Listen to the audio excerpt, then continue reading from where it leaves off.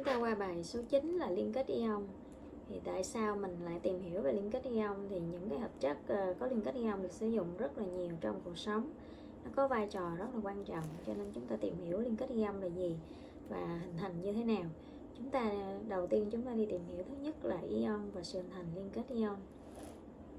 Thứ nhất là sự hình thành ion.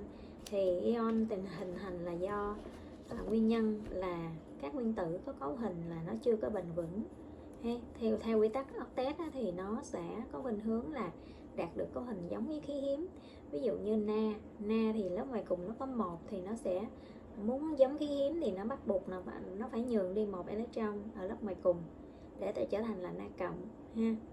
Và O thì nó có 6 electron ở lớp ngoài cùng, như vậy nó muốn giống khí hiếm thì nó phải nhận thêm 2 để trở thành là O2 trừ.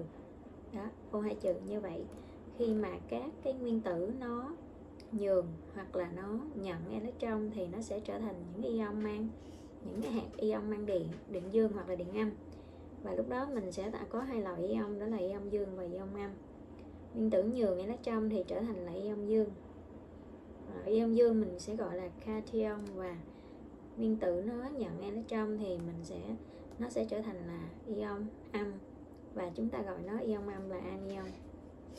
Và nó nhận bao nhiêu thì điện tích nó sẽ là bấy nhiêu. Nó nhường 1 thì điện tích là 1 cộng, nó nhận 2 thì điện tích là 2 trừ.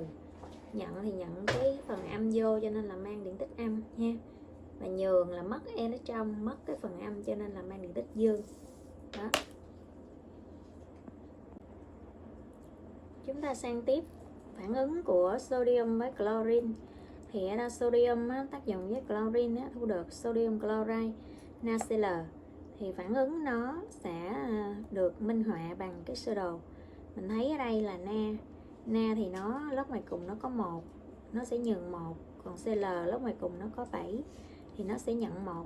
Vậy thì hai nguyên tử này gặp nhau thì một đứa nhường 1 và một đứa nhận 1 thì nó sẽ cho electron cho clo. Na nó sẽ cho Cl, và lúc này là nó hình thành nên là ion dương và ion âm na cộng Cl trừ. Thì một cái dương cái âm mà ở gần nhau thì nó sẽ hút nhau bằng một cái lực hút, người ta gọi là lực hút tĩnh điện, và lúc đó hình thành nên cái liên kết ion của hai đứa này. Và hợp chất này mình gọi là hợp chất ion, hình thành bởi lực hút tĩnh điện bởi giữa những ion mang điện tích trái dấu ha. Và mình để ý thấy na là một kim loại mạnh, Cl là một phi kim mạnh, tức là những cái kim loại điển hình và phi kim điển hình thì khả năng cho nhận nó rất là tốt, cho nên nó mới hình thành nên được cái liên kết ion.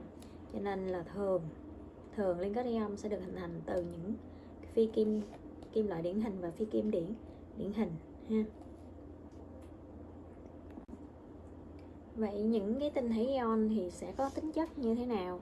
Thì tinh thể NaCl là một cái tinh thể ion đó, thì chúng ta sẽ thấy tính chất của nó là rắn, cứng, dễ tăng trong nước, có nhiệt độ nóng chảy khá cao. Từ đó mình rút ra được cái kết luận là hợp chất ion là thường tồn tại ở trạng thái rắn, khó nóng chảy, khó bay hơi và không dẫn điện ở trạng thái rắn ha.